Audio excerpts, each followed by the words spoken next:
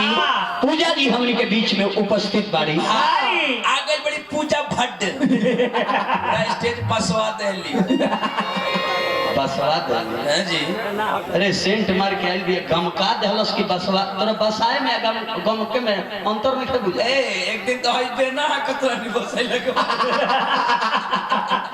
आओ अब नृत्यांगना पूजा जी आ गई बड़ी ताओ बबलू चेक करो जरूर चेक कर दे बीमारी ना चेक करे के कलाकारी चेक करे। अच्छा अच्छा देखो स्वराज है सोनालिका है आकि जेटर है ए आकि मेसी होई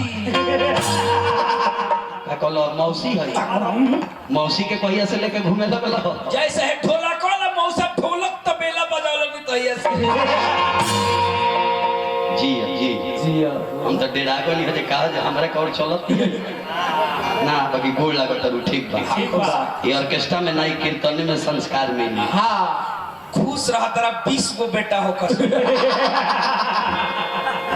शिक्षा में संस्कार में अंतर हो। हां शिक्षा मिली हां तो निमन नौकरी मिल जाएगी हां निमन दाम कमा लेबो हां ना शिक्षा से।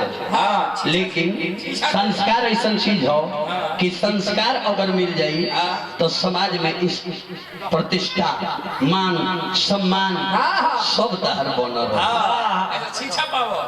प्रभु जी हमरा के हजारों हजार रुपया पुरस्कार दे बनी प्रभु जी के बार बार लगातार जय जयकार शुभकामना करो। और महेश परदेसी जी बड़ा ही सुंदर लयदार महेश परदेसी जी और कृष्णा यादव जी व्यास जी चलिए बहुत बहुत पुरस्कार दे हम बार बार भाई लोग के जय जयकार शुभकामना। लग जा